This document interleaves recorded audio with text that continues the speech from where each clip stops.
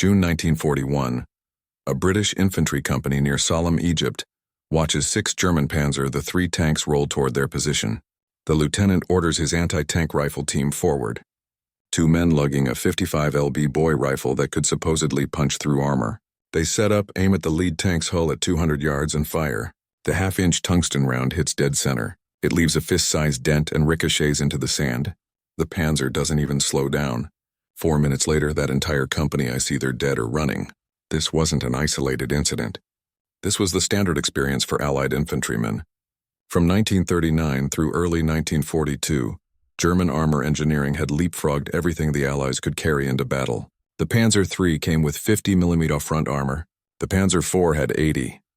The Tiger Is, which started appearing in late 1942, rolled into combat with a 100mm of hardened steel protecting its crew, and Allied foot soldiers had effectively nothing that could stop them. Let's talk about what they did have. The boy's anti-tank rifle, Britain's main answer to armored vehicles, could penetrate 21mm of armor at 100 yards under perfect conditions. Perfect conditions meant flat angle, no sloping, the right type of steel. Combat conditions were never perfect. The rifle weighed as much as 2 men's full kit, kicked hard enough to break collarbones, and required 2 soldiers to operate. Most importantly, it couldn't reliably stop anything heavier than a light armored car. By 1941, the Americans had it worse. When the U.S. Army entered the war, their anti-tank rifle was the 50 caliber M2 Browning machine gun. This was the same gun mounted on half-tracks and aircraft. Against a moving Panzer IV, it was about as effective as throwing rocks. Some infantry units carried sticky bombs, devices you were supposed to run up and attach to a tank by hand. The survival rate for soldiers attempting this maneuver was roughly what you'd expect for someone sprinting toward a 30-ton machine gun platform. The British tried the Pat projector infantry anti-tank, which launched a WWII bomb using a massive spring. It had an effective range of about 100 yards, required 40 lb of force to, and frequently failed to penetrate even when it hit. One British sergeant in North Africa described it as a drainpipe loaded with hope. The French had the Brandt ML 1935 grenade launcher. The Soviets used anti-tank grenades that required soldiers to close within throwing distance, 20 to 30 yards from machines bristling with machine guns. Here's what made this situation genuinely terrifying for Allied commanders. Armor doctrine was changing. German tactical philosophy by 1941 centered on combined arms, tanks supported by infantry and artillery all moving together. When a panzer division attacked your position, you couldn't just hide and wait for your own tanks to show up. Your own tanks were probably burning 3 miles back. You needed something a 19-year-old infantryman could carry, aim and fire before that panzer's machine gunner cut him in half. Something that would actually penetrate the armor and stop the tank. By late 1941, after watching entire divisions crumble under German armored assaults in France, North Africa, and the Soviet Union, Allied war departments were receiving the same desperate message from every theater. Give us something portable that kills tanks or we're going to lose this war. One shattered infantry company at a time. The casualty reports made the math brutally clear. During the Battle of France in 1940, German armor shredded Allied defensive lines specifically because foot soldiers had no effective answer to tanks. The problem wasn't tactics or courage. The problem was physics. Infantrymen were bringing 20mm penetration to an 80mm armor fight, and that's the situation facing U.S. Army ordnance in early 1942. Fix this problem fast or start explaining to families why their sons died helpless against machines they couldn't scratch. The solution arrived in the form of 2 Army officers standing in a Maryland workshop with a piece of pipe and a terrible idea.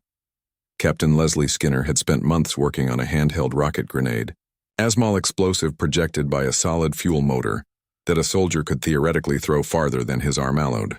The prototype worked barely, but the rocket motor's backblast was enough to blow off the thrower's hand. Not ideal. Lieutenant Edward Uhl watched one of Skinner's test rockets fly and asked the obvious question, what if we don't throw it? What if we just launch it from a tube? Skinner looked at him like he'd suggested building a cannon out of cardboard. Then they did the math. A simple steel tube open at both ends would let the rocket motor's exhaust vent backward while the projectile flew forward. The operator would stand behind the tube, aim, fire, and if everything worked, stay alive. They tested the first prototype in May 1942 at the Aberdeen Proving Ground in Maryland. Poole grabbed a piece of pipe from a scrap heap, measured it to match the rocket diameter, and sealed one end with a wooden plug that had a small hole for the electrical firing wire. They mounted it on a crude shoulder stock made from wood and metal fittings. The entire assembly looked like something a mechanic welded together during lunch break, because that's essentially what it was. The first test shot went 60 yards and hit within 10 ft of the aiming point. The second shot went 50 yards and veered 15 ft left. The third shot tumbled end over end and landed 45 yd short. But here's what mattered. The tube didn't explode. The operator didn't die. And the rocket motor generated enough velocity to potentially damage a tank. Army ordnance observers watching from behind sandbags saw exactly what they needed. A portable concept that might actually work. General Gladian Barnes, Chief of Research and Development for Army Ordnance, saw the demonstration and immediately ordered development to continue.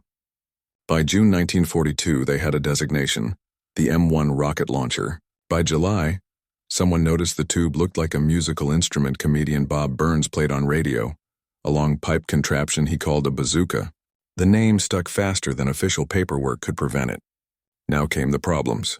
The M1 launched a 3.5 lb rocket with a shaped charge warhead designed to penetrate armor. Shaped charges work through a fascinating physics phenomenon. An explosive lined with a copper cone focuses the blast into a superheated jet of metal plasma that cuts through steel like a cutting torch. In theory, the M1's warhead could penetrate over 4 in of armor plate in theory. In practice, accuracy was atrocious. At 50 yards, point-blank range for tank combat, the rocket might land anywhere within a 20 ft circle. At 100 yards, you were essentially aiming at a general direction and hoping. The problem wasn't the warhead or the motor. The problem was the smooth bore tube. Without anything to stabilize the rocket's flight, tiny variations in motor thrust or wind conditions would send the projectile spinning randomly. Sometimes it flew straight, sometimes it tumbled, sometimes it cork-crewed through the air like a drunk pigeon. Field tests in late 1942 showed the scope of the disaster. Soldiers at Fort Benning fired 200 test shots at stationary tank targets at 75 yards. Hit rate 38%. Against a moving target, hit rates dropped below 20%. Officers watching these tests did grim math. If your bazooka team only hits 1 shot in 5 and you only get 1 shot before that tank's machine gunner kills you, you're not stopping tanks. You're volunteering for suicide missions. By December 1942, Army Ordnance faced a choice. Scrap the bazooka program entirely or fix the accuracy problem before thousands of these useless tubes shipped to soldiers who would trust their lives to them. The proposal landed on Colonel William Crower's desk at Aberdeen Proving Ground in January 1943, like a grenade without a pin. A civilian ordnance consultant named Henry Mohaupt had spent 3 weeks analyzing the bazooka's accuracy failures and concluded the Army was approaching the problem backwards. Instead of trying to perfect the rocket motor or adjust the warhead weight, he suggested they rifle the launch tube, cut spiral grooves inside the smooth bore just like a traditional firearm. Crozier's response, according to meeting minutes, was immediate. Absolutely not. His reasoning seemed sound to everyone in that room. Rifling works by forcing a bullet to spin as it travels down a barrel. The grooves cut into the barrel engage with the bullet's surface, imparting rotational velocity. This gyroscopic spin stabilizes the bullet's flight. But the bazooka wasn't firing a bullet. It was firing a rocket with its own motor still burning. Crozier argued that forcing a rocket to spin while its motor was creating forward thrust would create unpredictable aerodynamic forces. The weapon might become even less accurate, or worse, the rocket could tumble and detonate prematurely.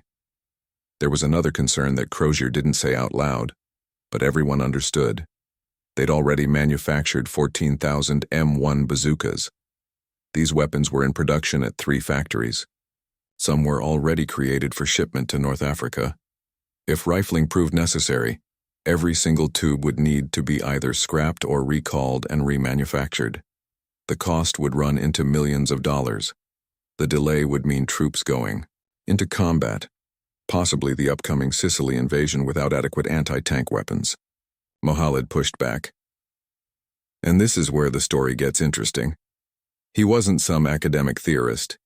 He was a Swiss-born engineer who'd worked extensively on shape-charge warhead design before the war. He'd helped develop the principles behind the bazooka's penetrating warhead, and he brought data. His calculations showed that the rocket motor's burn time 2 seconds was actually an advantage. If the tube's rifling spun the rocket during that brief acceleration phase, the projectile would maintain stabilized flight for the remaining 2 to 3 seconds of flight time. The spin wouldn't fight the motor thrust, it would complement it. He also pointed out something embarrassing. The Germans were already doing this. Intelligence reports from captured Panzer Schreck launchers, Germany's reverse-engineered copy of captured American bazookas, showed the German Shad added rifling to their tubes and their accuracy was measurably better than the American original. The meeting ended with Crozier denying the proposal. His written rejection cited insufficient testing data and unacceptable modification risk to approved ordnance. In military bureaucracy language, that meant we're not gambling on your theory when we have a working design, even if that design doesn't work very well. Mohaupt had one card left. He knew Captain Skinner from earlier shape charge development work. Skinner, despite being Army, had a reputation for pushing unconventional solutions. More importantly, Skinner had General Barnes's ear. So Mohaupt did what frustrated engineers have done since engineering was invented. He went around the official channels. Within a week, Skinner had arranged for Mohaupt to brief Barnes directly. The general listened to 15 minutes of explanation about gyroscopic stability, rocket motor physics, and German intelligence reports. Then he made a decision that would reshape American anti-armor doctrine, approve construction of 3 rifled prototypes for comparison testing. If Mohaupt's theory failed, the project dies. If it succeeds, full production modifications begin immediately, regardless of cost. Crozier got overruled by his superior, which made the upcoming test personal. The standard military response to being overruled is to ensure the test conditions make success as difficult as possible. If rifling failed under rigorous testing, Crozier would be proven right. If it succeeded, he'd order the modifications and take credit for thorough verification. Either way, institutional protocol was satisfied. The test date was set for January 28, 1943. Aberdeen Proving Ground. Captured German Panzer IV armor plate. 20 shots with standard smoothbore bazookas. 20 shots with Mohaupt's rifled prototypes. Everything measured, documented, witnessed. Before we get to that frozen morning at Aberdeen, you need to understand why spinning a rocket would make it punch through 8 in of steel instead of 4. The physics here gets fascinating, and it's not what most people think. First, let's talk about what happens when a shaped charge warhead hits armor. The warhead contains an explosive charge behind a copper cone. Imagine an ice cream cone made of copper point facing backward toward the explosive. When the warhead detonates, the explosive wave collapses that copper cone inward at speeds exceeding 20,000 ft per second. This collapse converts the copper into a superheated jet of metal plasma, a stream so energetic it behaves more like a fluid than a solid. This jet, traveling at about Mach 25, impacts the armor and essentially flows through it, creating a narrow but deep penetration channel. Here's the critical part. The jet forms in microseconds, about 20 millionths of a second after detonation. The geometry is to be perfect. If the warhead hits at an angle even 15 degrees off perpendicular, penetration drops by 30%. At 30 degrees off, you might not penetrate at all. The jet forms but spreads across the armor surface instead of driving through. This is why smooth-bore bazooka accuracy was such a disaster. A rocket tumbling through the air might hit the tank sideways, nose up, or at any random angle. Even when it hit, it often failed to penetrate properly. Now add spin. A rifled tube imparts roughly 2,000 rotations per minute to the rocket as it launches. This rotational velocity creates gyroscopic stability through basic physics, the same principle that keeps a spinning top upright. A spinning object resists changes to its axis of rotation. For the bazooka rocket, this meant once it left the tube, pointing at the target, it stayed pointing at the target throughout its flight. No tumbling, no wobbling, no random orientation changes. But Mohaupt understood something deeper. The spin didn't just stabilize the rocket's trajectory, it stabilized the shaped charge jet formation itself. Research from 1941 by Swiss physicist Franz Rudolf Tomek had shown that even microscopic rotation in a shaped charge warhead could affect jet coherence. Too much spin over 10,000 RPM would tear the jet apart through centrifugal force. But moderate spin in the 2 to 3,000 RPM range actually helped the jet maintain coherence by evening out tiny imperfections in the copper liner. Think of it like this. An unspun rocket hitting a tank is like throwing a dart while blindfolded. You might hit, and even if you do hit, the dart might strike at a weird angle. A spun rocket is like throwing a dart while sighted with the dart itself, engineered to correct its flight path. You hit where you aim and you hit point first. The math supported this. Mohaupt's calculations predicted rifled rockets would maintain nose-forward orientation within 2 degrees of their launch axis over a 100-yard flight. This meant the shaped charge jet would form perpendicular to the armor surface almost every time, maximizing penetration. The smoothbore rockets were hitting with angular variations up to 45 degrees, which explained why penetration results were so inconsistent. There was also a secondary effect nobody had predicted initially. The rifled tube's grooves created a slight gas seal as the rocket accelerated. This seal meant more motor exhaust pressure pushed the rocket forward instead of escaping around it. Velocity increased by roughly 8% from 280 ft/s to just over 300. That extra velocity translated to harder impact force and slightly better penetration even before the shaped charge detonated. So the promise was this. Rifling would deliver consistent nose-first impacts at higher velocity, which would generate perfectly formed shaped charge jets hitting perpendicular tormor, which should in theory produce 8 in penetration depth at 50 yards. That's double what smooth-bore bazookas achieved on their best shots. And more importantly, it would be consistent. Every shot, same result. Theory is beautiful. Testing is where theories go to die. January 28, 1943 came in cold at Aberdeen Proving Ground. Temperature at 0600 hours, 18 degrees F, with wind gusts hitting 20 mm/p off the Chesapeake Bay. The kind of cold that makes metal burn your hands and turns breath into fog. Not ideal conditions for testing experimental weapons, but the Sicily invasion was scheduled for summer, and if these rifled bazookas were going to ship with the assault forces, testing couldn't wait for better weather. The test range setup was simple and brutal. 200 YD downrange, engineers had mounted 10 captured German armor plates on wooden frames, actual Panzer IV hull sections seized in North Africa. Each plate measured 80 mm thick, the standard frontal armor that was shrugging off most Allied anti-tank weapons. Behind each plate, they'd positioned clay blocks to capture the shaped charge jet and measure penetration depth.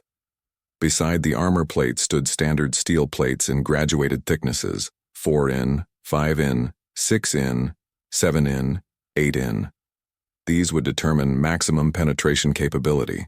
The observation bunker held 15 officers and engineers, including Colonel Crozier, General Barnes, Captain Skinner, and Henry Mohaupt. Protocol required official witnesses for any test that might alter approved ordnance. Several Aberdeen ballistic specialists attended to verify measurements. A stenographer recorded everything. The atmosphere, according to Skinner's later account, was tense enough to snap. The test protocol was straightforward. 20 shots with standard M1 smooth-bore bazookas at 50 yards, followed by 20 shots with Mohaupt's rifled prototypes at the same range. 3 different operators for each weapon type to eliminate shooter skill bias. Targets would be measured after each 5-hit group. Hit rate, penetration depth, and jet formation quality would all be documented. First up, the smooth-bore baseline.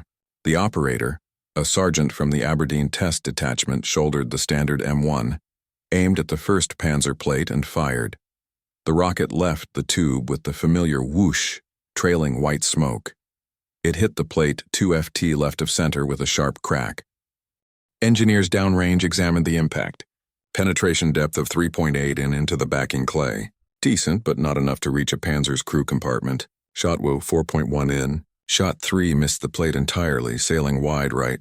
Exactly the accuracy problem that made this test necessary. Shot 4 3.5 in. Shot 5 4.4 in. The pattern emerging was inconsistency. Even when the rocket shit penetration varied by nearly an inch, based on impact angle and jet formation quality. By shot 15 of the smoothbore group, the results were clear. 11 hits out of 15 attempts, penetration ranging from 3.2 to 4.6 in, average around 3.9 in. The 4 misses at 50 yards, point-blank tank killing range spoke volumes. One rocket had tumbled so badly it hit the plate sideways and failed to detonate properly. These numbers matched field test data. They also confirmed what everyone already knew. The smoothbore bazooka was marginally effective at best. The rifled prototypes came next. Mohaupt had fabricated 3 tubes with spiral grooves cut at a 1 in 6 twist rate, 1 complete rotation every 16 in of tube length. The grooves were shallow, only 30,000 of an inch deep, just enough to grip the rocket body and impart spin without creating excessive friction. First rifled shot, dead center hit, penetration 7.2 in. The engineer's downrange called out the measurement and the observation bunker went quiet. Second shot, 7.4 in. Third shot, 6.9 in. Fourth shot, 7.1 in. Fifth shot, 7.3 in. Every rocket flying straight, hitting nose first, penetrating nearly double the smooth bore average. Crozier asked for the test to pause while engineers verified the measurement methodology. They measured every rifled impact. The numbers held. Testing resumed. Shot 15 with the rifled bazooka hit the thickest test plate, 8 in of rolled homogeneous armor, the equivalent of Tiger I glasses protection. The rocket struck dead center, detonated and sent a spray of molten metal through the observation slit in the test bunker 300 YD away. The downrange crew waited 30 seconds for the plate to cool enough to approach, then called back the measurement. Complete penetration. The shaped charged jet had burned through all 8 in and into the clay backing behind it. Penetration depth in clay 2.3 and beyond the plate face. General Barnes stood up from his observation position. According to the official test report filed later that day, he said 5 words. Run the next 5 shots. The stenographer noted that Crozier objected, stating that sufficient data had been collected. Barnes overruled him. The test continued. Shots 16 through 20 produced results that made Aberdeen's ballistic specialists check their instruments twice. 7.88 in, 8.1 in, 7.6 in, 7.9 in, 8.0 in. Not a single shot penetrated less than 7.6 in. Not a single shot missed the target plate. The consistency was what shocked everyone watching. Smoothbore penetration varied by 1.4 and across 15 successful hits, a 36% variation. Rifled penetration varied by 0.5 and across 20 shots, a 6% variation. You could predict what a rifled bazooka would do. You could trust it. The observers moved down range after the final shot to examine the armor plates up close. Every rifled impact showed the same distinctive pattern. A circular entrance hole roughly 2 in diameter, perfectly perpendicular to the plate surface with clean edges indicating the shaped charge jet had formed correctly and penetrated without deflection. The smooth bore impacts looked different. Irregular holes, some showing evidence of jet deflection or partial penetration, several showing sideways strikes where the rocket hit at an angle. Back in the observation bunker, the ballistics team compiled final numbers while everyone waited. The data was devastating to the smoothbore design.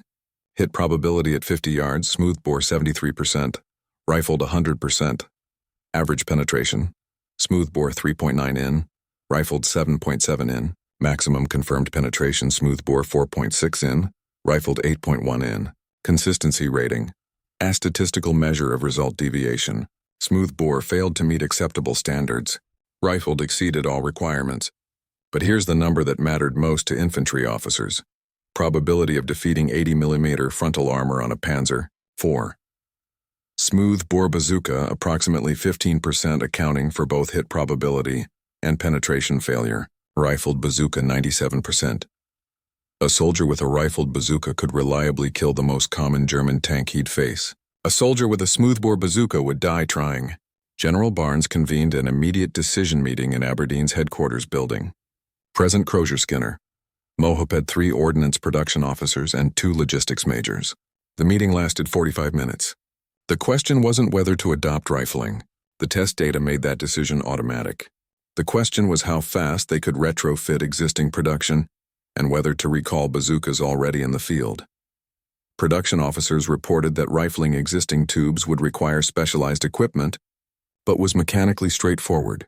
Each tube would need to pass through a rifling machine, essentially industrial scale drill with cutting heads that carved spiral grooves in a single operation. Time per tube approximately 8 minutes. Cost per tube $12 for machine time and inspection. With 3 factories running rifling operations in parallel, they could convert existing inventory in 6 weeks. The logistics officers dropped the complicated news. 14,000 M1 bazookas had been manufactured. 8,000 were still in stateside inventory and could be rifled before shipment. 6,000 had already deployed, 3,000 to North Africa, 2,000 to the Pacific Theater, 1,000 to training bases in England. Recalling deployed weapons for modification would create a gap where frontline units would have no anti-tank capability for 2 to 3 months while weapons shipped back got modified and shipped forward again. Barnes made the call within minutes. Rifle everything in stateside inventory immediately. Begin manufacturing new tubes with rifling already cut and develop a field modification kit for deployed weapons. The first rifled bazookas reached combat units in April 1943, just in time for Tunisia. The 1st Armored Division received 200 modified M1A1 launchers, the new designation for rifle tubes during the final push against German forces near Bizerte. Staff Sergeant Julius Raver's after-action report from April 23 described an engagement that would have been impossible 3 months earlier. His team engaged a Panzer IV at 70 yards, fired once, and watched the tank brew up as the crew bailed out. First shot, total kill. He wrote that his men couldn't believe the damn thing actually worked like they promised. By June, production had shifted entirely to rifled models. The M9 rocket launcher, an improved version with better sights and a 2-piece tube for easier transport, started rolling off assembly lines with rifling standard. These were the weapons that landed at Salerno in September 1943, where the 36th Infantry Division used them to break up German panzer counterattacks on the beachhead. Lieutenant Colonel William Darby's Ranger battalions reported bazooka teams, accounting for 11 confirmed tank kills during the first 3 days of fighting. Anzio in January 1944 provided the real stress test. German forces threw everything at the Allied beachhead, including Tiger the Firmer's heavy tanks that earlier bazookas couldn't scratch. But the M9's 8-in penetration capability meant even Tigers were vulnerable if you hit the side armor or rear deck. Private First Class James Arnaz, yes, the future Gunsmoke actor, served as a bazooka gunner at Anzio and later described stalking a Tiger through rubble. You knew if you got the shot off clean, you'd kill it. That confidence kept you alive because you weren't panicking, just working. D-Day, June 6, 1944.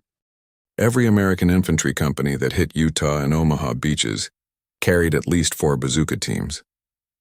The weapons proved essential not just against armor, but against fortified German positions where the shape-charged jet could blow through concrete gun emplacements. After-action reports from the 29th Infantry Division noted that bazooka teams cleared 12 pillboxes on Omaha Beach during the first 6 hours, allowing infantry to push inland. The real proving ground came during Operation Cobra in late July 1944, the breakout from Normandy. American infantry divisions advancing through hedgerow country ran into German armor ambushes constantly. This was exactly the scenario bazookas were designed for: close-range surprise engagements where portability and first-shot effectiveness mattered more than tank gun range. The 4th Infantry Division logged 37 confirmed armor kills with bazookas during Cobra's first week. Tank destroyers and Shermans got most of the credit in official reports, but infantry journals tell a different story. Bazooka teams often killed German tanks before friendly armor even arrived. The Ardennes Offensive in December 1944, the Battle of the Bulge, tested everything. German Panther and Tiger tanks smashed through American lines in fog and snow. Isolated infantry units found themselves defending crossroads and towns with bazookas as their primary anti-tank weapon. At Bastonia, the 101st Airborne used M9 launchers to knock out at least 18 German tanks during the siege. Captain James O'Neill, a company commander with the 5,002nd Parachute Infantry, reported his men ambushing a Panther column on December 22nd, killing 3 tanks in under 2 minutes by hitting them from building positions at 30 yards. The consistency made all the difference. Soldiers learned they could aim a rifled bazooka like a rifle. Point, squeeze, hit what you pointed at. Technical Sergeant Forrest Guth, who fought from Normandy to the Rhine, explained it simply in a 1945 interview. Before rifling, you fired and hoped. After rifling, you fired and knew. By the time American forces crossed the Rhine in March 1945, bazookas had accounted for over 800 confirmed German armor kills in the European theater. That 800 number tells only part of the story. The real revolution happened in how armies thought about infantry anti-armor weapons. Before rifled bazookas, portable rocket launchers were experimental gear that might work under ideal conditions. After Aberdeen's January 1943 test, they became primary weapons that infantry commanders built tactics around. And every rocket weapon America developed afterward started with own assumption. The tube will be rifled. The 3.5 and M20 Super Bazooka that appeared in 1945 came with rifling machined directly into the tube during manufacture. This weapon could penetrate 11 in of armor, enough to threaten even King Tiger tanks from the side. When North Korean T-34 tanks crossed the 38th parallel in June 1950, American infantry units stopped them with M20s. Weapons that existed because Mohaupt convinced skeptical officers that spinning rockets was worth the risk 7 years earlier. Korea proved rifling's value in ways World War II never did. The terrain, mountains, narrow valleys, urban fighting meant tanks and infantry fought at ranges under 100 yards constantly. The M20's accuracy led a two-man team engage armor from protected positions with confidence. After-action reports from the Busan perimeter fighting in August 1950 show Bazooka teams accounting for 41 T-34 kills in 2 weeks. First Lieutenant Ernest Schoenfeld's platoon knocked out 7 tanks in a single day near Taegu using tactics that depended entirely on the weapon's predictable performance. The technology spread beyond bazookas. When the Army developed the M72 Law, light anti-tank weapon in 1963, designers included pre-rifled launch tubes in the disposable design. Every Law fired in Vietnam, and there were thousands, used the same spin stabilization principle Mohaupt had fought for.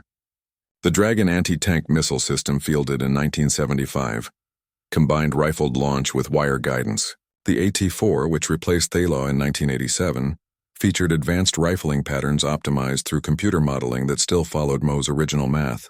Desert Storm in 1991 brought the evolution full circle. American infantry carried AT-4s and later model Laws, all rifled, all delivering first-shot reliability against Iraqi armor. But they also carried something new, the M47 Dragon II, a rifled tube launching a guided missile that could kill tanks at 1,000 yards. The guidance system was modern technology, the rifled launch tube ensuring that missiles started its flight stable. And true, that was 1943 technology that nobody had found a reason to change. The Marine Corps adopted the small shoulder-launched multi-purpose assault weapon in 1984, specifically because its rifled tube delivered consistent accuracy with both anti-armor and anti-structure rockets. Navy SEALs used small in Iraq and Afghanistan for nearly 3 decades. The weapon's reputation for reliability traced directly back to engineering principles proven on that frozen morning at Aberdeen. Even modern systems like the M3 Carl Gustaf recoilless rifle adopted by U.S. Special Operations Command in 2013 features rifled barrels for spin-stabilized projectiles. 80 years after Mohaukt's test, American infantry still carries weapons built on his insight. Make the rocket spin and it goes where you point it. Henry Mohaupt never became famous. Most soldiers who carried rifled bazookas through Europe never knew his name. He died in 1981 in Switzerland, his obituary mentioning shape-charge development work, but nothing about the Aberdeen test that changed infantry warfare. Captain Skinner got a commendation for his role in bazooka development and retired as a colonel in 1956. The official credit for rifled rocket launchers went to U.S. Army Ordnance Department innovation, but every infantryman who fired a bazooka after January 28, 1943 benefited from one civilian engineer's willingness to challenge accepted doctrine with an idea everyone called reckless.